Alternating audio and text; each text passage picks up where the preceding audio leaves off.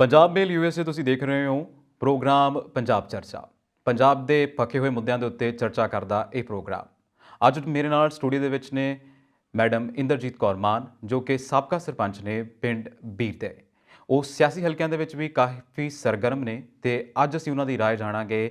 ਪੰਜਾਬ ਵਿਧਾਨ ਸਭਾ ਦੇ ਐਮਰਜੈਂਸੀ ਇਜਲਾਸ ਬੁਲਾਏ ਗਏ ਔਰ ਉਸ ਤੋਂ ਬਾਅਦ ਉਹ ਬਿੱਲ ਪਾਸ ਕੀਤੇ ਗਏ ਜਿਨ੍ਹਾਂ ਨੂੰ ਮੰਨਿਆ ਜਾਂਦਾ ਹੈ ਕਿ ਖੇਤੀ ਕਾਨੂੰਨਾਂ ਨੂੰ ਲੈ ਕੇ ਜਿਹੜੇ ਕਾਲੇ ਬਿੱਲ ਕੇਂਦਰ ਸਰਕਾਰ ਨੇ ਪਾਸ ਕੀਤੇ ਸੀ, ਉਹਨਾਂ ਦੇ ਨਾਲ ਨਜਿੱਠਣ ਲਈ ਇਹ ਬਿੱਲ ਕਿਵੇਂ ਦੇ ਹੋਣਗੇ, ਇਸ ਉੱਤੇ ਗੱਲਬਾਤ ਕਰਾਂਗੇ।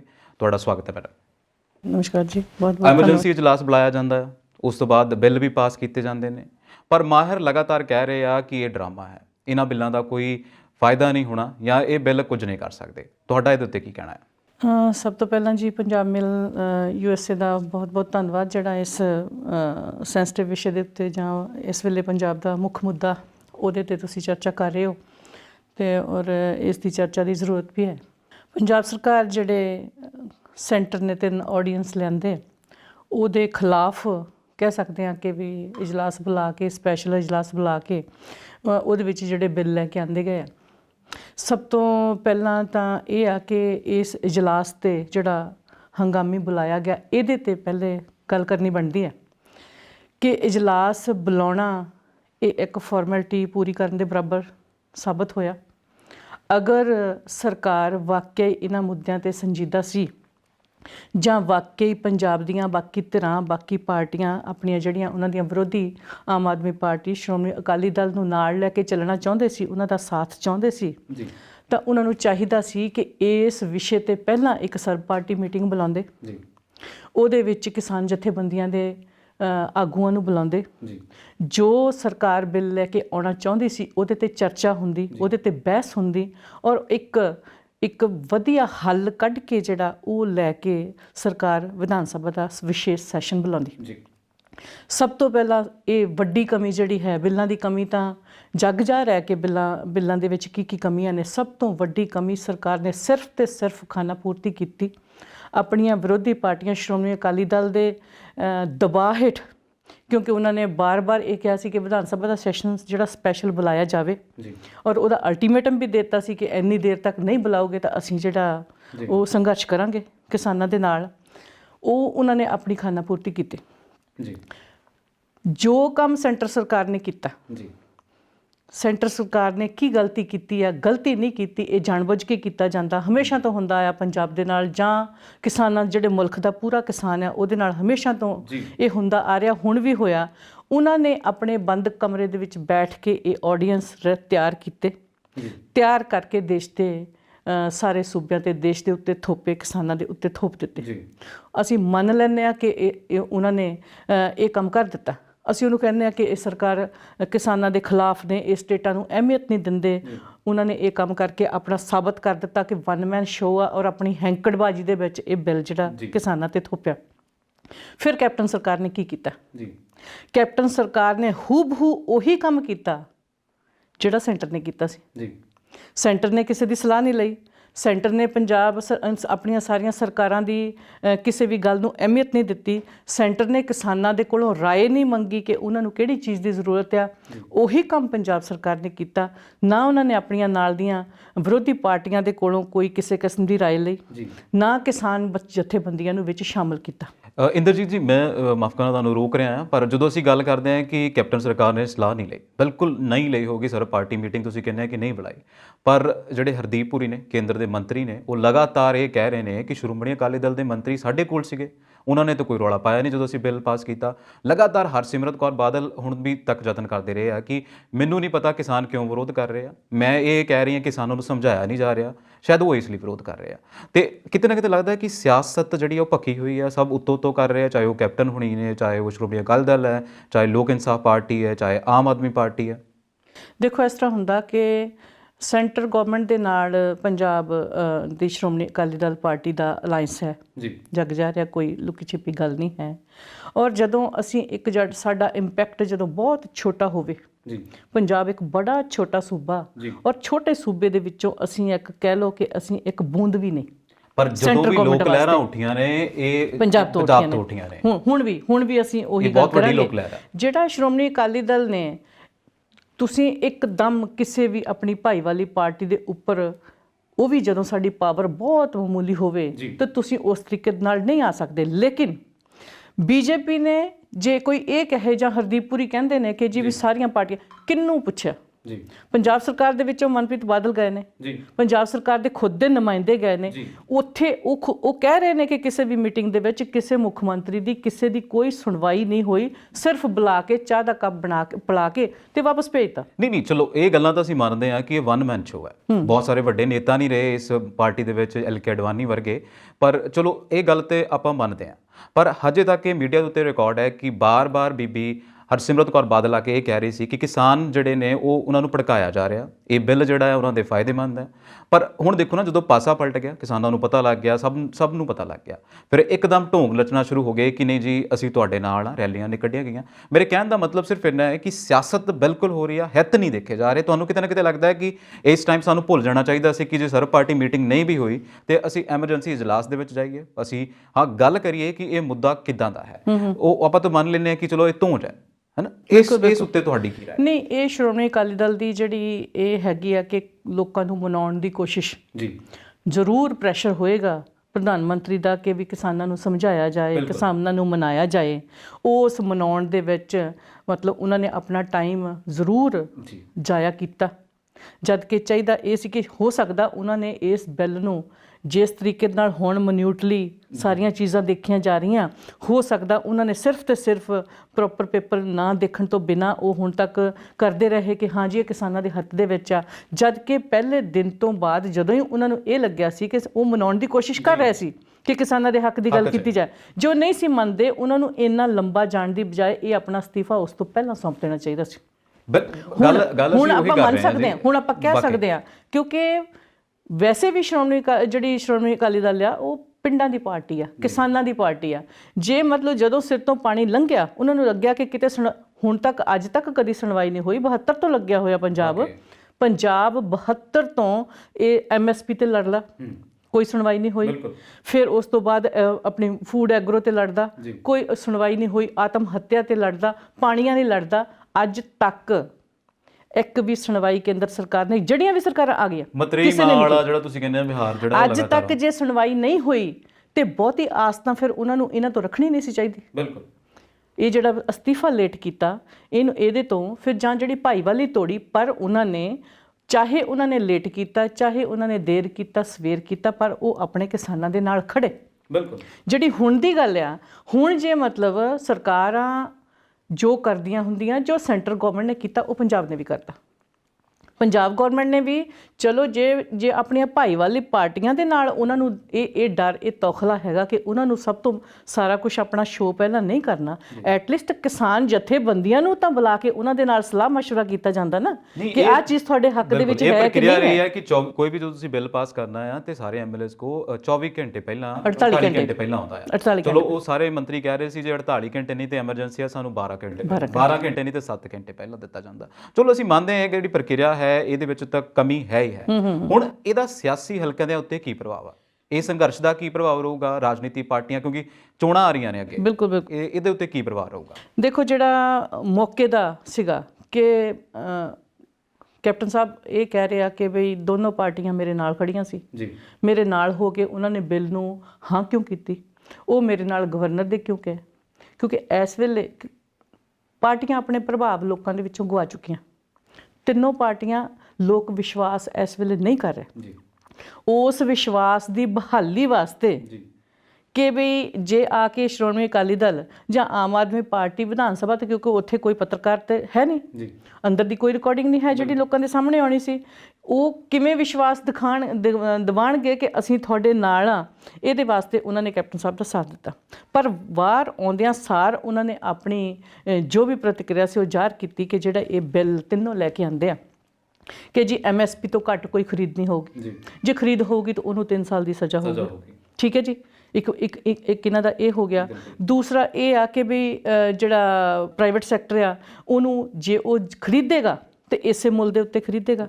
ਔਰ ਦੂਸਰੀ ਗੱਲ ਇਹ ਆ, ਇਹਦੇ ਵਿੱਚ ਇਹ ਆ ਕਿ MSP ਤੋਂ ਘੱਟ ਖਰੀਦ ਦਾ ਮਾਮਲਾ ਜਿਹੜਾ ਹੈਗਾ ਉਹ ਸਿਰਫ ਕਣਕ ਤੇ ਝੋਨੇ ਦੇ ਉੱਤੇ ਕਿਉਂ ਲਾਗੂ ਹੁੰਦਾ? ਬਾਕੀ ਫਸਲਾਂ ਵੀ ਬਾਕੀ ਫਸਲਾਂ ਕਿੱਥੇ ਨੇ? ਮਤਲਬ ਕਿਸਾਨ ਸਾਡਾ ਪੰਜਾਬ ਜਿਹੜਾ ਉਹ ਕਣਕ ਝੋਨਾ ਬੀਜ ਕੇ ਆਪਣਾ ਜਿਹੜਾ ਸਾਰੇ ਸਾਡੇ ਕੁਦਰਤੀ ਸਰੋਤ ਨੇ ਅਸੀਂ ਤਬਾਹ ਕਰ ਲਏ। ਬਿਲਕੁਲ ਅਸੀਂ ਬਿਮਾਰੀਆਂ ਦੇ ਜਕੜਨ ਦੇ ਵਿੱਚ ਆ ਗਏ। ਸਾਡੀਆਂ ਆਉਣ ਵਾਲੀਆਂ ਨਸਲਾਂ ਜਿਹੜੀਆਂ ਪਤਾ ਨਹੀਂ ਕਿਹੋ ਜਿਹਾ ਉਹਨਾਂ ਦੇ ਤੇ ਇਹਨਾਂ ਦਾ ਪ੍ਰਭਾਵ ਪਵੇਗਾ ਕਣਕ ਝੋਨਾ ਬੀਜ ਕੇ। ਹਾਲੇ ਵੀ ਸਰਕਾਰਾਂ ਦਾ ਜ਼ੋਰ ਜਿਹੜਾ ਉਹ ਕਣਕ ਝੋਨੇ ਤੇ ਲੱਗਿਆ ਹੋਇਆ। ਅਗਰ ਜਿਹੜੀਆਂ ਬਾਕੀ ਫਸਲਾਂ ਉਹਨਾਂ ਦਾ ਬਰਾਬਰ, ਵੱਡੀ ਖਾਮੀ ਇਹਦੇ ਵਿੱਚ ਇਹ ਆ ਗਈ ਬਿੱਲ ਦੇ ਵਿੱਚ ਕਿ ਤੁਸੀਂ ਸਿਰਫ ਕਣਕ ਤੇ ਝੋਨੇ ਨੂੰ ਕੰਸੀਡਰ ਕਰਦੇ ਹੋ, ਬਾਕੀ ਫਸਲਾਂ ਦੇ ਉੱਤੇ ਜੇ ਤੁਸੀਂ ਜ਼ੋਰ ਦਿਓ ਤੇ ਇਹ ਫਸਲੀ ਚੱਕਰ ਬਦਲੇ ਨਾ। ਮੱਕੀ ਜਿਹੜਾ MSP ਆ ਉਹ 1700-1800 ਰੁਪਏ ਆ, 700-800 ਰੁਪਏ ਨੂੰ ਮੱਕੀ ਵਿਕਦੀ ਆ। ਨਰਮਾ ਜਿਹੜਾ ਉਹ 800-900 ਰੁਪਏ ਘੱਟ ਤੇ ਵਿਕਦਾ। ਬਾਕੀ ਫਸਲਾਂ ਦਾ ਤਾਂ ਮਤਲਬ ਹੀ ਕੋਈ ਨਹੀਂ। ਆਪਾਂ ਹੁਣੀ ਕੇ ਲਈ ਨਰਮੇ ਨੂੰ ਲੈ ਕੇ ਬੜੀਆਂ ਖਬਰਾਂ ਆਈਆਂ ਕਿ ਨਰਮਾ ਜਿਹੜਾ ਹੈ ਉਹਨੂੰ ਚੱਕ ਨਹੀਂ ਰਹੇ, ਉਹਦੀ MSP ਤੋਂ ਘੱਟ ਖਰੀਦ ਹੋ ਰਹੀ ਹੈ। ਇਹ ਗੱਲ ਤੇ ਬਿਲਕੁਲ ਸਹੀ ਹੈ ਕਿ ਜਿਹੜਾ ਹੈ ਫਸਲੀ ਚੱਕਰ ਹੈ ਉਹ ਬਰਬਾਦ ਕਰ ਦਿੱਤਾ। ਹਰੀ ਕ੍ਰਾਂਤੀ ਤੋਂ ਬਾਅਦ ਹੀ ਪੰਜਾਬ ਦੇ ਨਾਲ ਸ਼ਾਇਦ ਇਹ ਕਹਿ ਲਓ ਕਿ ਸ਼ੋਸ਼ਣ ਹੋਣਾ ਸ਼ੁਰੂ ਹੋ ਗਿਆ ਸੀ। ਪਰ ਆਪਣਾ ਸਵਾਲ ਇਹੀ ਹੈ ਇੰਦਰਜੀਤ ਜੀ ਕਿ ਇਸ ਹੁਣ ਦਾ ਸਿਆਸੀ ਹਲਕਿਆਂ ਦੇ ਉੱਤੇ ਕੀ ਅਸਰ ਪਾਊਗਾ ਇਹ ਸੰਘਰਸ਼ ਦਾ ਕਿ ਨਵੀਂ ਪਾਰਟੀ ਕੋਈ ਉੱਭਰੂਗੀ? ਦੇਖੋ, ਨਵੀਂ ਪਾਰਟੀ ਉੱਭਰਨ ਵਾਸਤੇ ਤਾਂ ਹੁਣ ਯੋਗ ਸਮਾਂ ਨਹੀਂ ਹੈ ਜੀ। ਪੁਰਾਣੀਆਂ ਜਿਹੜੀਆਂ ਤਿੰਨੋਂ ਪਾਰਟੀਆਂ ਪੰਜਾਬ ਦੇ ਵਿੱਚ ਹੈ, ਇਹਨਾਂ ਦੇ ਵਿੱਚ ਕਿਸਾਨ ਦਾ ਟਰਸਟ ਕਿੱਧਰ ਨੂੰ ਜਾਂਦਾ ਜੀ?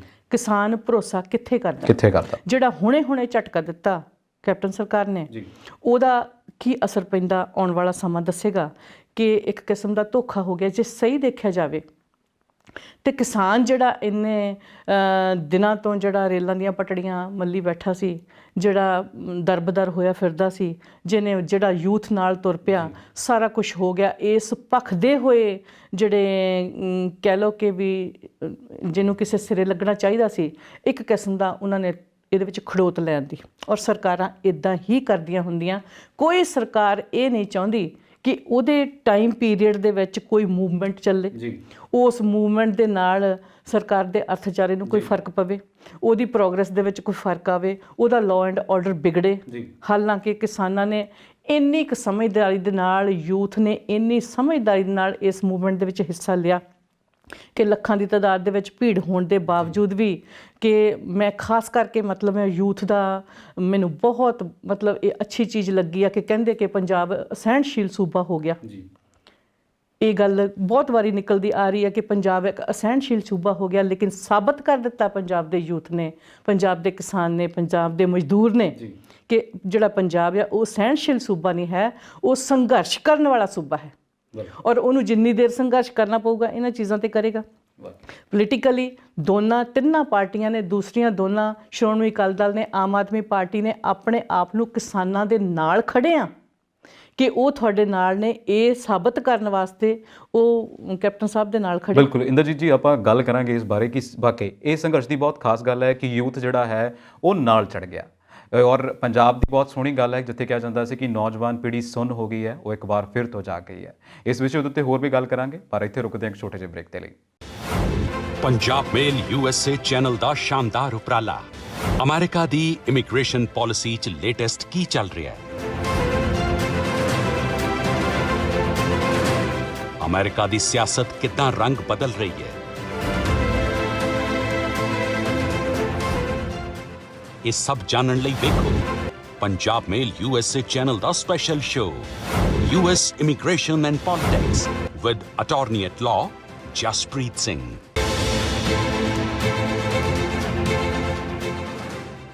Punjab mail USA programme Punjab ਚਰਚਾ ਸਟੂਡੀਓ ਦੇ ਵਿੱਚ ਮੇਰੇ ਨਾਲ ਅੱਜ ਇੰਦਰਜੀਤ ਕੌਰ ਮਾਨ ਜੀ ਨੇ। ਅਸੀਂ ਗੱਲ ਕਰ ਰਹੇ ਸੀ ਕਿ ਜਿਹੜੇ ਪੰਜਾਬ ਵਿਧਾਨ ਸਭਾ ਦੇ ਵੱਲੋਂ ਬਿੱਲ ਪਾਸ ਕੀਤੇ ਗਏ ਕਾਲੇ ਕਾਨੂੰਨਾਂ ਨੂੰ ਟੱਕਰ ਦੇਣ ਦੇ ਲਈ, ਉਹਨਾਂ ਦੇ ਉੱਤੇ ਚਰਚਾ ਕਰ ਰਹੇ ਸੀ। ਮੈਡਮ, ਇਹ ਵੀ ਗੱਲ ਹੁੰਦੀ ਹੈ ਕਿ ਜਦੋਂ ਇੱਦਾਂ ਦਾ ਸੰਘਰਸ਼ ਹੁੰਦਾ ਇਹਦੇ 'ਚੋਂ ਬਹੁਤ ਸਾਰੇ ਲੋਕ ਨਾਇਕ ਜਾਂ ਕਹਿ ਲਓ ਕਿ ਲੀਡਰ ਨਿਕਲ ਕੇ ਆਉਂਦੇ ਨੇ। ਹੁਣ ਤੱਕ ਕੋਈ ਲੀਡਰ ਉੱਭਰਿਆ ਨਜ਼ਰ ਨਹੀਂ ਆਉਣ ਡਿਆ। ਇਹ ਵੀ ਕਮੀ ਲੱਗਦੀ ਹੈ ਜਾਂ ਕੋਈ ਇਹ ਕਹਿ ਲਓ ਕਿ ਇਹ ਜਥੇਬੰਦੀਆਂ ਜਿਹੜੀਆਂ ਨੇ ਇਹਨਾਂ ਦੇ ਵਿੱਚ ਮੋਰਚਿਆਂ ਦੇ ਵਿੱਚੋਂ ਇੱਦਾਂ ਦਾ ਕੋਈ ਖਾਸ ਲੋਕ ਲੀਡਰ ਨਹੀਂ ਨਿਕਲ ਕੇ ਆਉਂਦੇ? ਉਹਦੇ ਵਿੱਚ ਇਹ ਆ ਕਿ ਮੋਸਟਲੀ ਲੋਕ ਜਿਹੜੇ ਨੇ ਲੀਡਰਸ਼ਿਪ ਟਾਈਪ ਲੋਕ ਨੇ ਉਹ ਪੋਲੀਟੀਕਲ ਪਾਰਟੀਆਂ ਦੇ ਵਿੱਚ ਮਰਜ ਹੋ ਗਏ ਜੀ। ਔਰ ਇਸ ਵੇਲੇ ਕਿਸਾਨ ਦਾ ਗੁੱਸਾ ਦੇਖ ਕੇ, ਯੂਥ ਦਾ ਗੁੱਸਾ ਦੇਖ ਕੇ ਔਰ ਕਿਸਾਨ ਜਿਹੜੀਆਂ ਜਥੇਬੰਦੀਆਂ ਨੇ ਉਹਨਾਂ ਨੇ ਪੋਲੀਟੀਕਲ ਪਾਰਟੀਆਂ ਤੋਂ ਆਪਣਾ ਪਾਸਾ ਵੱਟ ਕੇ ਰੱਖਿਆ ਹੋਇਆ ਕਿ ਵੀ ਪੋਲੀਟੀਕਲ ਪਾਰਟੀਆਂ ਸਾਡੇ ਸੰਘਰਸ਼ ਦੇ ਵਿੱਚ ਅੱਗੇ ਨਾ ਆਉਣ।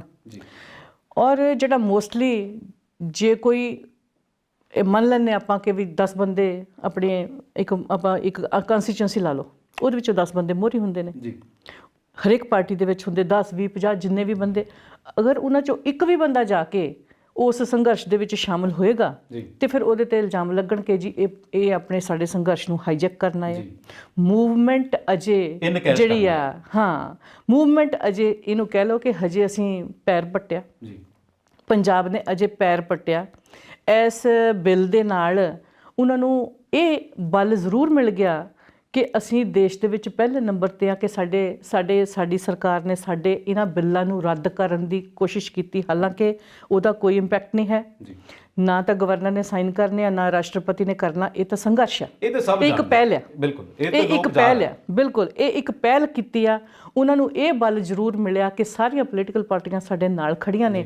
ਅੱਗੋਂ ਦੀ ਜਿਹੜੀ ਵੀ ਕਿਸਾਨਾਂ ਦੇ ਸੰਘਰਸ਼ ਦੀ ਰੂਪਰੇਖਾ ਹੋਏਗੀ, ਮੇਰੀ ਇੱਕ ਜਾਤੀ ਰਾਏ ਆ ਕਿ ਪੋਲੀਟਿਕਸ ਤੋਂ ਬਿਨਾ ਹਰ ਬੰਦਾ ਪੋਲੀਟੀਕਲ ਹੈ ਜੀ। ਕਿਸਾਨ ਖੁਦ ਪੋਲੀਟੀਕਲ ਆ, ਕਿਸਾਨਾਂ ਦੇ ਲੀਡਰ ਖੁਦ, ਕਿਸਾਨਾਂ ਜਿਹੜੀਆਂ ਜਥੇਬੰਦੀਆਂ ਨੇ ਉਹਨਾਂ ਦੇ ਲੀਡਰ ਖੁਦ ਪੋਲੀਟੀਕਲ ਆ। ਪੋਲੀਟਿਕਸ ਨੂੰ, ਪੋਲੀਟੀਕਲ ਲੀਡਰਸ ਨੂੰ ਆਪਣੇ ਤੋਂ ਦੂਰ ਨਾ ਰੱਖੋ ਜੀ। ਖੇਤ ਮਜ਼ਦੂਰ ਨੂੰ ਆਪਣੇ, ਹਾਂ ਇੱਕ ਹੋਰ ਮੈਨੂੰ ਜਿਹੜੀ ਗੱਲ ਖਟਕਦੀ ਆ ਕਿ ਕਿਸਾਨ ਜਥੇਬੰਦੀਆਂ ਖੇਤ ਮਜ਼ਦੂਰ ਨੂੰ ਨਾਲ ਲੈ ਕੇ ਹਜੇ ਤੱਕ ਨਹੀਂ ਚੱਲ ਸਕੇ, ਜਦਕਿ ਖੇਤ ਮਜ਼ਦੂਰ, ਜਿੰਨੀਆਂ ਖੇਤ ਮਜ਼ਦੂਰ ਯੂਨੀਅਨਸ ਬਣੀਆਂ ਹੋਈਆਂ, ਕਿਸਾਨ ਜਥੇਬੰਦੀਆਂ ਦੇ ਨਾਲ ਮੋਢੇ ਨਾਲ ਮੋਢਾ ਲਾ ਕੇ ਖੜਾ ਹੋਣਾ ਚਾਹੀਦਾ ਸੀ। ਇਹ ਸੰਘਰਸ਼ ਸਟਾਰਟ ਹੋ ਗਿਆ। ਇਹ ਜਦੋਂ ਅਰੰਭੇ ਦਿਨ ਸੀਗੇ ਨਾ, ਮਜ਼ਦੂਰ ਏਕਤਾ ਜਿੰਦਾਬਾਦ ਦੇ ਨਾਅਰੇ ਲੱਗੇ ਆ। ਮਜ਼ਦੂਰ ਏਕਤਾ ਜਿੰਦਾਬਾਦ ਦੇ ਬਹੁਤ ਸਾਰੇ ਲੋਕ ਇਕੱਠੇ ਹੋਏ ਨੇ, ਯੂਨੀਅਨ ਬਹੁਤ ਸਾਰੇ ਇਕੱਠੇ ਹੋਏ ਨੇ। ਹਾਂ, ਇਹ ਕਿ ਜਦੋਂ ਹੁਣ ਭਖਦਾ ਗਿਆ ਹੈ, ਰੇਲ ਰੋਕੋ ਚੱਲ ਰਿਹਾ ਹੈ, ਉੱਥੇ ਕਿਤੇ ਨਾ ਕਿਤੇ ਉਹ ਸਾਹਮਣੇ ਨਹੀਂ ਆ ਰਹੇ, ਪਰ ਨਾਲ ਜ਼ਰੂਰ ਨੇ। ਨਾ ਆਪਾਂ ਇਹ ਨਹੀਂ ਕਹਿ ਸਕਦੇ ਕਿ ਉਹ ਨਾਲ ਨਹੀਂ ਹੈਗੇ, ਬਿਲਕੁਲ ਨਾਲ ਨੇ। ਨਾਲ ਨੂੰ ਤੇ ਪੂਰਾ ਪੰਜਾਬ ਨਾਲ ਆ, ਆੜਤੀ ਐਸੋਸੀਏਸ਼ਨਸ ਨਾਲ ਆ, ਦੁਕਾਨਦਾਰ ਨਾਲ, ਹਰ ਬੰਦੇ ਦੀ ਹਮਦਰਦੀ ਜਿਹੜੀ ਆ ਉਹ ਇਹ ਨਹੀਂ ਹੈ ਕਿ ਜ਼ਿਮੀਂਦਾਰ ਦੇ ਨਾਲ ਹੈ। ਹਰ ਬੰਦਾ ਆਪਣੀ ਹੋਂਦ ਬਚਾਉਣ ਤੇ ਲੱਗਾ ਹੋਇਆ। ਬਿਲਕੁਲ ਇਸ ਵੇਲੇ ਪੰਜਾਬ ਦੀ ਕਿਸਾਨ ਦੀ ਹੋਂਦ ਖਤਰੇ 'ਚ ਆ, ਮਜ਼ਦੂਰ ਦੀ ਹੋਂਦ ਖਤਰੇ 'ਚ ਆ। ਕੱਲ ਨੂੰ ਅੱਛਾ, ਤੁਸੀਂ ਇੱਕ ਹੋਰ ਨਵੀਂ ਚੀਜ਼ ਹੁਣੇ ਦੇਖੀ ਹੋਣੀ ਹੈ ਕਿ ਇਹਦੀ ਸ਼ੁਰੂਆਤ ਹੋ ਗਈ, ਸੈਂਟਰ ਦੇ ਜੋ ਵੀ ਕਾਨੂੰਨ ਬਣਿਆ ਉਹਦੀ ਸ਼ੁਰੂਆਤ ਹੋ ਗਈ ਕਿ ਯੂਪੀ ਦਾ ਝੋਨਾ ਜਿਹੜਾ ਆ ਸਰਕਾਰੀ ਬਾਰਦਾਨੇ ਦੇ ਵਿੱਚ ਪੰਜਾਬ 'ਚ ਐਂਟਰ ਕਰ ਗਿਆ। ਯੂਪੀ ਦਾ ਝੋਨਾ ਆਮ ਪੰਜਾਬ ਦੇ ਵਿੱਚ ਸਰਕਾਰੀ ਬਾਰਦਾਨੇ ਦੇ ਨਾਲ ਪੰਜਾਬ ਦੇ ਵਿੱਚ ਐਂਟਰ ਕਰ ਗਿਆ, ਕਿਉਂਕਿ ਉੱਥੇ MSP ਨਹੀਂ ਹੈ। ਉਹ ਉੱਥੇ ਝੋਨੇ ਜਿਹੜਾ ਉੱਥੇ ਖਰੀਦ ਕੇ ਉਸ ਤੋਂ ਬਾਅਦ ਇੱਥੇ ਆ ਕੇ ਉਹ MSP ਲਏਗਾ ਜੇ ਪੰਜਾਬ ਦੀਆਂ ਮੰਡੀਆਂ 'ਚ ਆਉਂਦਾ ਤਾਂ। ਇਹ ਮਤਲਬ ਸ਼ੁਰੂਆਤ ਹੋ ਗਈ। ਜਿਹੜਾ ਕਾਲਾ ਕਾਨੂੰਨ ਜਿਹਦੀ ਗੱਲ ਕਰਦੇ ਆ, ਵਾਕਈ ਇਹਨੂੰ ਕਾਲਾ ਨਾ ਕਹਿ ਕੇ ਇਹ ਪੰਜਾਬ ਦੀ, ਇਹ ਜ਼ਿਮੀਂਦਾਰ ਦੀ ਇਹ ਹੋਂਦ ਨੂੰ ਖਤਰਾ ਹੋ ਗਿਆ। ਅੱਛਾ, ਕਿਤੇ ਨਾ ਕਿਤੇ ਜ਼ਮੀਨ ਨੂੰ ਵੀ ਨੁਕਸਾਨ ਹੈ। ਜਦੋਂ ਆਪਾਂ ਕਹਿੰਦੇ ਆ ਕਿ ਉਗਰਾਈ ਜਾਊਗੀ ਜ਼ਮੀਨ, ਕੰਟਰੈਕਟਿੰਗ ਫਾਰਮਿੰਗ, ਇੱਕ ਬਹੁਤ ਵੱਡਾ ਸ਼ਬਦ ਆਉਂਦਾ ਹੈ ਕੰਟਰੈਕਟਿੰਗ ਫਾਰਮਿੰਗ। ਥੋੜਾ ਦੱਸ ਸਕਦੇ ਹੋ ਕਿ ਇਹਦੇ ਬਾਰੇ ਕੀ ਹੈ ਜਾਂ ਕਿੱਦਾਂ ਇਹ? ਦੇਖੋ, ਕੰਟਰੈਕਟਿੰਗ ਫਾਰਮਿੰਗ ਜਿਹੜੀ ਹੈਗੀ ਆ, ਇਹ ਵੈਸੇ ਤਾਂ ਬਿੱਲ ਦੇ ਵਿੱਚ ਇਹ ਹੈ ਕਿ ਜੀ ਜ਼ਿਮੀਂਦਾਰ ਦੀ ਮਰਜ਼ੀ ਆ ਕਿ ਉਹ ਕੰਟਰੈਕਟਿੰਗ ਫਾਰਮਿੰਗ ਉਹਨੇ ਕਰਨੀ ਆ ਕਿ ਨਹੀਂ ਕਰਨੀ ਜੀ, ਕਿ MSP ਲਾਗੂ ਰਹੇਗੀ। ਅਗਰ ਸੈਂਟਰ ਗਵਰਨਮੈਂਟ ਇਹ ਕਹਿੰਦੀ ਆ ਕਿ MSP ਲਾਗੂ ਰਹੇਗੀ, ਉਹ ਲਿਖ ਕੇ ਦੇਣ ਵਾਸਤੇ ਤਿਆਰ ਕਿਉਂ ਨਹੀਂ ਹੈ? ਉਹ ਕਾਨੂੰਨ ਦੇ ਵਿੱਚ ਉਹਨੇ ਇਹਨੂੰ ਚੀਜ਼ ਨੂੰ ਕਿਉਂ ਨਹੀਂ ਪਾਇਆ ਕਿ MSP ਲਾਗੂ ਰਹੇਗੀ? ਠੀਕ ਹੈ ਜੀ, ਅਗਰ MSP ਲਾਗੂ ਰਹਿੰਦੀ ਆ ਤੇ ਕਾਰਪੋਰੇਟ ਜਿਹੜਾ ਸੈਕਟਰ ਆ ਉਹਦਾ ਕੀ ਬੈਨੀਫਿਟ ਹੋਇਆ? ਜਿਹੜਾ ਕਾਰਪੋਰੇਟ ਸੈਕਟਰ ਆ ਕੇ ਖੇਤੀਆਂ ਦੇ ਵਿੱਚ ਇਨਵੋਲਵ ਹੋਏਗਾ, ਆਪਾਂ ਮੰਨ ਲੈਂਦੇ ਹਾਂ ਕਿ ਪੰਜਾਬ ਦੇ ਵਿੱਚ ਵਿਚਾਰਾ ਕਨਾਲਾਂ ਦੇ ਵਿੱਚ ਜ਼ਮੀਨ ਆ ਗਈ, ਕੋਈ 2 ਏਕੜ ਦਾ ਮਾਲਕ, ਕੋਈ 5 ਏਕੜ ਦਾ ਮਾਲਕ, ਕੋਈ 10 ਏਕੜ ਦਾ ਮਾਲਕ। ਜਦੋਂ ਇਹ ਇੱਕ ਐਸੀ ਚੀਜ਼ ਹੁੰਦੀ ਹੈ, ਮੈਂ ਤੁਹਾਨੂੰ ਇਹਦੀ ਐਗਜ਼ਾਮਪਲ ਕਿਵੇਂ ਦੇਵਾਂ ਕਿ ਮੰਨ ਲਓ ਇੱਕ ਜ਼ਿਮੀਂਦਾਰ ਨੇ ਆਪਣੇ ਖੇਤ ਦੀ ਮਿੱਟੀ ਪਟਾਤੀ, ਕੋਈ ਨਹੀਂ ਦੇਣਾ ਚਾਹੁੰਦਾ, ਕੰਟਰੈਕਟ ਫਾਰਮਿੰਗ ਨਹੀਂ ਦਿੰਦਾ, ਕਿੰਨੀ ਦੇਰ ਨਾ ਦੇਗਾ? ਕਿਉਂਕਿ ਮੰਨ ਲਓ ਇੱਕ ਜ਼ਿਮੀਂਦਾਰ ਨੇ ਆਪਣੇ ਖੇਤ 'ਚ ਮਿੱਟੀ ਪਟਾ ਲਈ, ਐਜ਼ ਏ ਉਦਾਹਰਨ। ਅੱਛਾ, ਦੂਸਰਾ ਜਿਹੜਾ ਜ਼ਿਮੀਂਦਾਰ ਆ ਉਹ ਆਪਣਾ ਨੁਕਸਾਨ, ਉਹਦਾ ਹਰ ਸਾਲ ਨੁਕਸਾਨ ਹੁੰਦਾ ਔਰ ਫਾਈਨਲੀ ਉਹ ਵੀ ਆਪਣੀ ਜ਼ਮੀਨ ਦੀ ਮਿੱਟੀ ਪਟਾ ਦਿੰਦਾ ਜੀ। ਇੱਕ ਕਿਸਾਨ ਨੇ ਜ਼ਮੀਨ ਠੇਕੇ 'ਤੇ ਦੇ ਦਿੱਤੀ, ਉਹਨੂੰ ਲਾਭ ਦਿਸਿਆ, ਉਹਨੂੰ ਕੁਛ ਦਿਸਿਆ, ਉਸ ਤੋਂ ਬਾਅਦ ਹੌਲੀ ਕਿਸਾਨ ਜਿਹੜਾ ਵੱਡੇ ਤੋਂ ਲੈ ਕੇ ਛੋਟਾ ਕਿਸਾਨ ਇਹਦੀ ਗ੍ਰਿਫਤ 'ਚ ਆਉਣ ਵਾਲਾ। ਔਰ ਸਾਡੇ ਆ ਜ਼ਮੀਨਾਂ, ਹੋ ਸਕਦਾ ਸਾਨੂੰ ਆਪਣੀ ਖਾਣ ਵਾਲੀ ਕਣਕ ਵੀ ਕੰਟਰੈਕਟ ਵਾਲੇ ਬੰਦੇ ਤੋਂ ਖਰੀਦਣੀ ਪਵੇ। ਔਰ ਇਹ ਮਤਲਬ ਇਤਿਹਾਸ ਗਵਾਹ ਆ, ਜਦੋਂ ਵੀ ਕਦੀ ਕੰਟਰੈਕਟ ਫਾਰਮਿੰਗ ਹੋਈ ਆ, ਚੱਲਦੀ ਰਹੀ ਆ। ਬਾਸਮਤੀ ਦੀ ਕੰਟਰੈਕਟ ਫਾਰਮਿੰਗ ਹੁੰਦੀ ਸੀ, ਕਿੱਥੇ ਗਈ? ਸਕਸੈਸਫੁਲ ਕਿਉਂ ਨਹੀਂ ਹੋਈ? ਬਾਕੀ ਇਹ ਗੱਲ ਤਾਂ ਹੈ ਕਿ ਅਸੀਂ ਜੇ ਗੱਲ ਕਰੀਏ ਅਮਰੀਕਾ ਵਰਗੇ ਮੁਲਕਾਂ ਦੀ, ਉੱਥੇ ਇਹ ਸਿਸਟਮ ਜਿਹੜਾ ਹੈ ਨਾਕਾਮ ਰਿਹਾ। ਫਿਰ ਅਸੀਂ ਜੇ ਭਾਰਤ ਦੀ ਗੱਲ ਕਰ ਲਈਏ, ਜਿੱਥੇ ਸਾਡੇ ਕੋਲੇ ਹਲੇ ਮੁੱਢਲੀਆਂ ਸਹਾਇਤਾ ਵੀ ਨਹੀਂ ਹੈਗੀਆਂ, ਉੱਥੇ ਤੇ ਇਹਨੂੰ ਅਸੀਂ ਲਾਗੂ ਕਰਨ ਦੇ ਬਾਰੇ ਸੋਚ ਹੀ ਨਹੀਂ ਸਕਦੇ। ਅੱਛਾ, ਗੱਲ ਹੁਣ ਇੱਥੇ ਮੁੱਕਦੀ ਹੈ ਕਿ ਜੇ ਇਹ ਚੀਜ਼ਾਂ ਜਿਹੜੀਆਂ ਨੇ ਨਾਕਾਬਲ ਨੇ, ਜੇ ਬਿੱਲ ਵੀ ਕੁਝ ਕਾਰਗਰ ਨਹੀਂ ਹੈਗੇ, ਇਹ ਸੰਘਰਸ਼ ਕਿੱਥੋਂ ਤੱਕ ਜਾਊਗਾ ਤੇ ਇਹਦਾ ਹੱਲ ਕੀ ਹੋ ਸਕਦਾ ਹੈ? ਦੇਖੋ, ਸੰਘਰਸ਼ ਤਾਂ ਜਿਹੜਾ ਸੰਘਰਸ਼ ਕਿਸਾਨ ਨੇ ਪਹਿਲਾਂ ਸ਼ੁਰੂ ਕੀਤਾ, ਉਹਦੀ ਇੱਕ ਕਦਮ ਪੁੱਟਿਆ ਸੀ, ਉਹਦੀ ਹਜੇ ਇੱਕ ਆਪਾਂ ਉਹਨੂੰ ਕਹਿ ਸਕਦੇ ਹਾਂ ਕੋਈ ਗਰਭ 'ਚ ਆ। ਹੁਣ ਜਿਹੜਾ ਸੰਘਰਸ਼ ਆ, ਕਿਉਂਕਿ ਉਹਨੂੰ ਸਾਨੂੰ ਇਸ ਤਰ੍ਹਾਂ ਦੇ ਨਾਲ ਇੱਦਾਂ ਦਾ ਸੰਘਰਸ਼ ਜਿਵੇਂ ਪੁਰਾਣੇ ਜ਼ਮਾਨਿਆਂ ਦੀਆਂ ਮੂਵਮੈਂਟਾਂ ਹੁੰਦੀਆਂ ਸੀ, ਉਸ ਟਾਈਪ ਦਾ ਸੰਘਰਸ਼ ਹਰ ਕਿਸਾਨ ਨੂੰ, ਹਰ ਖੇਤ ਮਜ਼ਦੂਰ ਨੂੰ, ਹਰ ਆੜ੍ਹਤੀਏ ਨੂੰ, ਹਰ ਛੋਟੀ ਦੁਕਾਨਦਾਰ ਨੂੰ ਜਿੰਨੀ ਦੇਰ ਇਹਦੇ ਵਿੱਚ ਇਨਵੋਲਵ ਨਹੀਂ ਹੁੰਦਾ, ਔਰ ਸਾਨੂੰ ਬੱਚਿਆਂ ਸਮੇਤ ਇਸ ਸੰਘਰਸ਼ ਨੂੰ ਲੈ ਕੇ ਦਿੱਲੀ ਵੱਲ ਨੂੰ ਤੁਰਨਾ ਹੀ ਪਏਗਾ ਹਰ ਹਾਲਤ ਦੇ ਵਿੱਚ। ਜੇ ਅਸੀਂ ਇੱਥੇ ਹੀ ਆਪਣੀ ਸਟਰਗਲ ਕਰੀ ਜਾਂਦੇ ਹਾਂ ਪੰਜਾਬ 'ਚ ਬੈਠੇ, ਤੇ ਅਸੀਂ ਨੁਕਸਾਨ ਵੀ ਆਪਣੇ ਕਰੀ ਜਾਂਦੇ ਹਾਂ। ਬਾਕੀ ਇਹ ਤਾਂ ਹੈ, ਹੁਣ ਰੇਲ ਰੋਕੋ ਅੰਦੋਲਨ ਚੱਲ ਰਿਹਾ ਹੈ, ਅਸੀਂ ਇੱਥੇ ਬੈਠੇ ਰਹਾਂਗੇ ਤਾਂ ਆਪਣਾ ਹੀ ਨੁਕਸਾਨ ਕਰੀ ਜਾਵਾਂਗੇ। ਖੁਦ ਦਾ ਹੀ ਮਤਲਬ ਖੁਦ ਦਾ ਹੀ ਨੁਕਸਾਨ ਕਰੀ ਗਏ ਤੇ ਸਾਨੂੰ ਇਹਦਾ ਕੀ ਰਿਜ਼ਲਟ ਮਿਲੂਗਾ?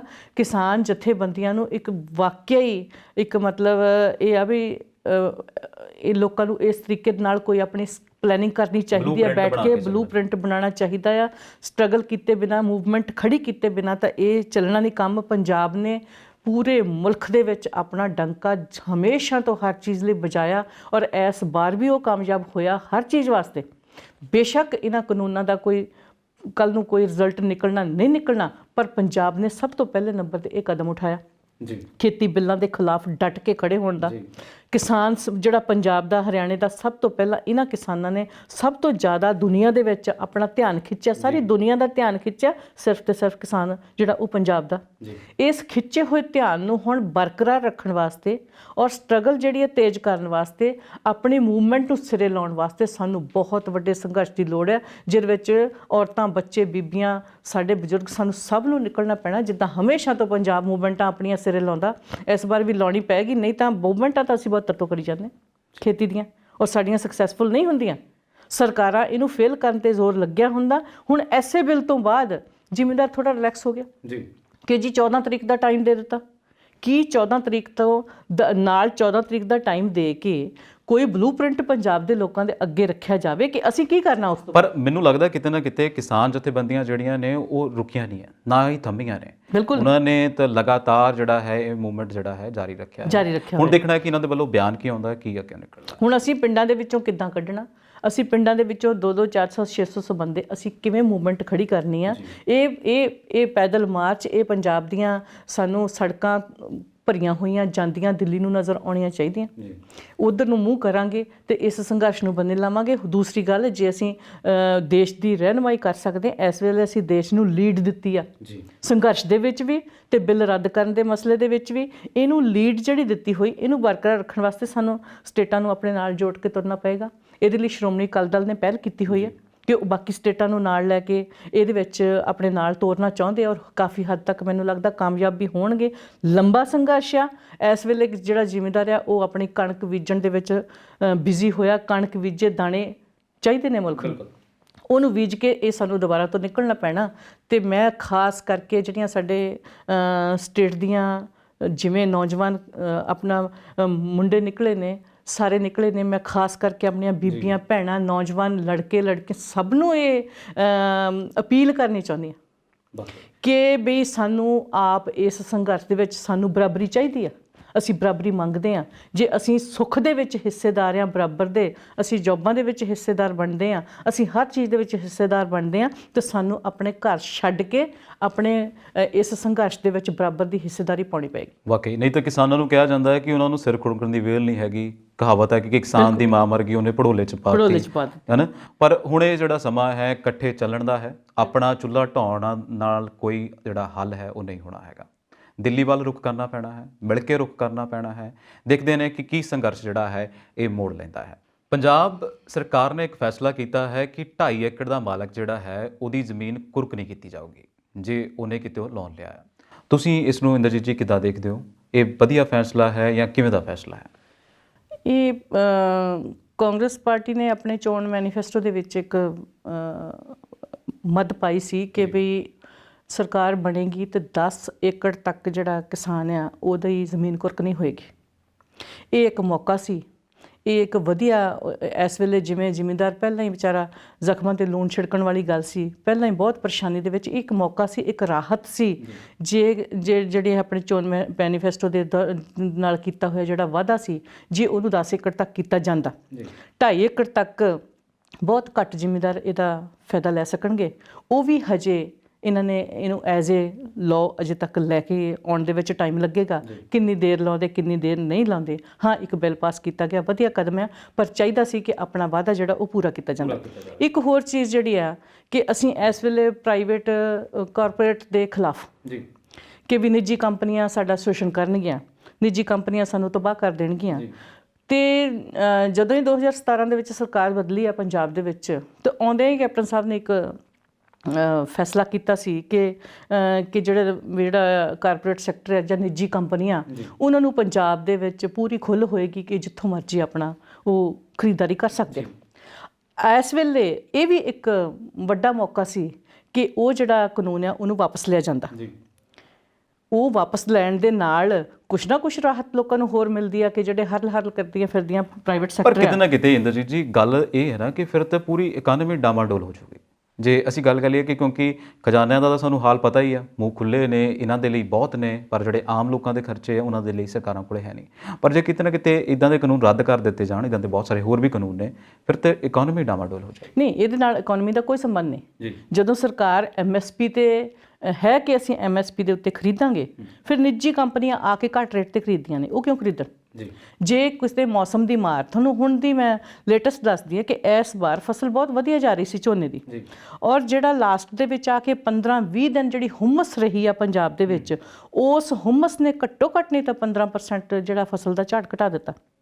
ਔਰ ਇਹਦੇ ਵਿੱਚ ਪੋਸੀਬਿਲਿਟੀ ਸੀ ਜੇ ਹੋਰ ਵੀ ਹੋ ਸਕਦਾ, ਜੇ ਕਿਤੇ ਝੋਨਾ ਬਦਰੰਗ ਹੋ ਗਿਆ, ਜ਼ਿਮੀਂਦਾਰ ਨੇ 6 ਮਹੀਨੇ ਮਿਹਨਤ ਕਰ ਲਈ, ਜੇ ਉਹਦੇ ਝੋਨੇ ਦਾ ਰੰਗ ਬਦਲ ਜਾਂਦਾ ਤੇ ਸਰਕਾਰ ਉਹਨੂੰ ਖਰੀਦਣ ਤੋਂ ਇਨਕਾਰ ਕਰ ਦਿੰਦੀ, ਫਿਰ ਉਹ ਨਿੱਜੀ ਕੰਪਨੀਆਂ ਉਹਦਾ ਸ਼ੋਸ਼ਣ ਕਰਦੀਆਂ। ਉਹ ਆਪਣੀ ਮਰਜ਼ੀ ਜਿਹੜੀ ਉਹਦਾ 1885 ਰੁਪਏ ਵਾਲਾ ਝੋਨਾ ਸੀ ਉਹ 1000 ਰੁਪਏ 'ਚ ਖਰੀਦਣਗੀਆਂ ਜਾਂ 1500 ਦੀ ਖਰੀਦਣ। ਇਹਦੇ ਵਿੱਚ ਜ਼ਿਮੀਂਦਾਰ ਦਾ ਕੀ ਕਸੂਰ ਹੋਇਆ? ਉਹਨੇ ਆਪਣਾ ਪੂਰਾ ਖਰਚਾ ਕੀਤਾ, ਉਹਨੇ ਸਾਰਾ ਕੁਝ ਕੀਤਾ। ਹੁਣ ਬਿੱਲ ਲਿਆਉਣ ਦਾ ਮਕਸਦ ਜਿਹੜਾ MSP ਤੇ ਖਰੀਦਦਾਰੀ ਕੀਤੀ ਹੈ, ਮੰਨ ਲਓ ਲੈਣ ਦਾ ਬਿੱਲ, ਜੇ ਸਰਕਾਰਾਂ ਜਾਂ ਸੈਂਟਰ ਸਰਕਾਰ ਜਾਂ ਨਿੱਜੀ ਕੰਪਨੀਆਂ MSP ਤੇ ਨਹੀਂ ਖਰੀਦਦੀਆਂ, ਕੀ ਸਰਕਾਰ MSP ਤੇ ਝੋਨਾ ਜ਼ਿਮੀਂਦਾਰਾਂ ਦੀ ਫਸਲ ਖਰੀਦੇਗੀ? ਜੇ ਤਾਂ ਜਾਂ ਤਾਂ ਕੋਈ ਇਹੋ ਜਿਹੀ ਪ੍ਰੋਵੀਜ਼ਨ ਲੈ ਕੇ ਆਓ, ਨਹੀਂ ਤਾਂ ਮਤਲਬ ਢਕੋਸਲੇਬਾਜ਼ੀ ਦਾ ਕੋਈ ਮਤਲਬ ਨਹੀਂ ਬਣਦਾ। ਤੁਹਾਨੂੰ ਲੱਗਦਾ ਹੈ ਕਿ ਕਿਤੇ ਨਾ ਕਿਤੇ ਜੁਮਲੇ ਆ? ਜੁਮਲੇ। ਪਰ ਦੇਖਣ ਵਾਲੀ ਗੱਲ ਤਾਂ ਇਹ ਵੀ ਹੈ ਕਿ ਸਰਕਾਰਾਂ ਕੋਈ ਵੀ ਹੋਵੇ, ਚਾਹੇ ਉਹ ਰਾਜੇ ਦੀ ਸਰਕਾਰ ਹੋਵੇ, ਚਾਹੇ ਉਹ ਸ਼੍ਰੋਮਣੀ ਅਕਾਲੀ ਦਲ ਦੀ ਸਰਕਾਰ ਹੋਵੇ, ਇਹ ਸਰਕਾਰੀ ਤੰਤਰ ਇੱਦਾਂ ਦਾ ਹੈ ਕਿ ਜਦੋਂ 4 ਸਾਲ ਹੁੰਦੇ ਆ ਇਹ ਕੁਝ ਨਹੀਂ ਕਰਦੇ, ਅਖੀਰਲੇ ਸਾਲ ਇਹ ਆ ਕੇ ਬਹੁਤ ਐਕਟਿਵ ਹੋ ਜਾਂਦੇ ਨੇ। ਫਿਰ ਸਾਡੇ ਲੋਕੀ ਤਾਂ ਅੱਗੇ ਭੋਲੇ ਆ, ਉਹ ਇਹਨਾਂ ਨੂੰ ਭੁੱਲ ਜਾਂਦੇ ਨੇ, ਫਿਰ ਕਹਿੰਦੇ ਜੀ ਇਹਨਾਂ ਨੇ ਬਹੁਤ ਕੰਮ ਕੀਤਾ।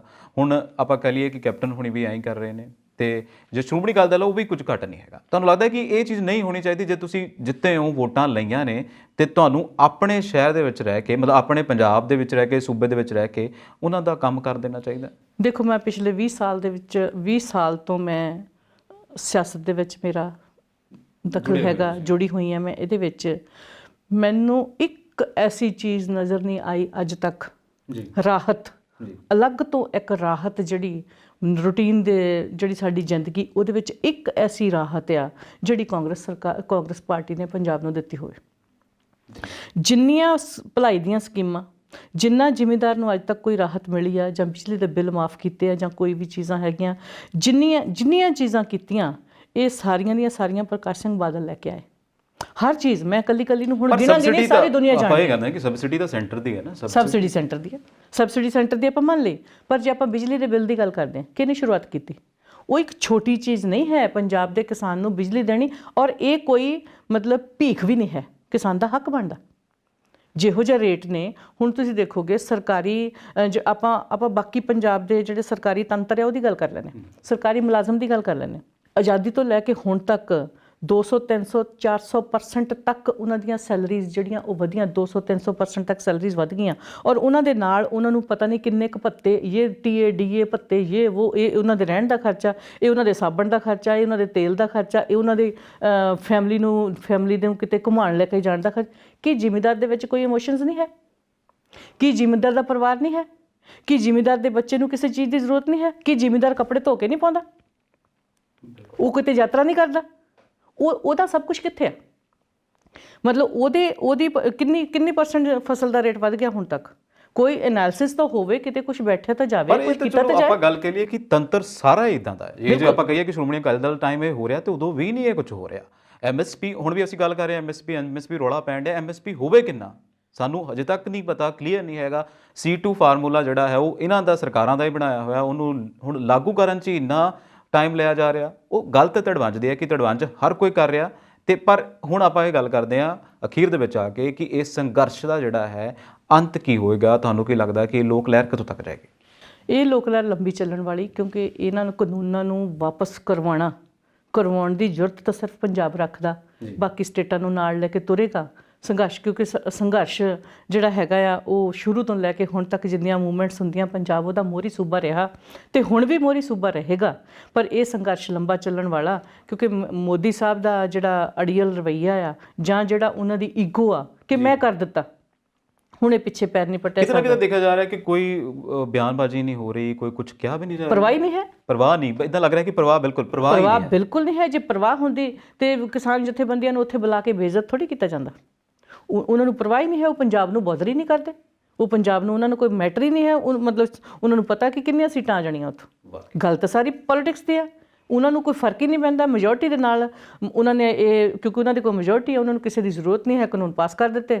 ਉਹੀ ਕੰਮ ਕੈਪਟਨ ਨੇ ਕਰ ਦਿੱਤਾ ਕਿ ਮੈਜੋਰਟੀ ਮੇਰੇ ਕੋਲ ਹੈਗੀ ਆ, ਉਹਨੂੰ ਕਿਸੇ ਦੀ ਜ਼ਰੂਰਤ ਨਹੀਂ ਹੈਗੀ, ਲਿਆ ਕੇ ਪਲੰਦਾ ਅੱਗੇ ਰੱਖ ਦਿੱਤਾ ਤੇ ਨਾਲ ਖੜੇ ਕਰ ਲਏ। ਜਿਹਦੇ ਕੋਲ ਮੈਜੋਰਟੀ ਆ ਉਹਨਾਂ ਦਾ ਇਹੀ ਹੰਕਾਰ ਹਮੇਸ਼ਾ ਪੋਲੀਟਿਕਸ ਦੇ ਵਿੱਚ ਝਲਕਦਾ। ਲੋਕਤੰਤਰ ਦੀ ਇੱਕ ਖਾਸੀਅਤ ਰਹੀ ਹੈ ਕਿ ਸਰਕਾਰਾਂ ਬਦਲਦੀਆਂ ਰਹੀਆਂ ਨੇ, ਪਰ ਉਹ ਸਰਕਾਰ ਹੀ ਰਾਜ ਕਰ ਸਕੀ ਹੈ ਜਿਹਨੇ ਲੋਕਾਂ ਦੇ ਹਿੱਤ ਵਿੱਚ ਫੈਸਲੇ ਲਏ ਨੇ। ਆਸ ਕਰਦੇ ਹਾਂ ਕਿ ਇਹ ਜਿਹੜਾ ਫੈਸਲਾ ਵੀ ਹੈ ਉਹ ਪੰਜਾਬ ਦੇ ਹਿੱਤ ਵਿੱਚ ਹੋਵੇ, ਲੋਕਾਂ ਦੇ ਹਿੱਤ ਵਿੱਚ ਹੋਵੇ। ਤੁਹਾਡਾ ਬਹੁਤ ਬਹੁਤ ਧੰਨਵਾਦ। ਨਮਸਕਾਰ ਜੀ।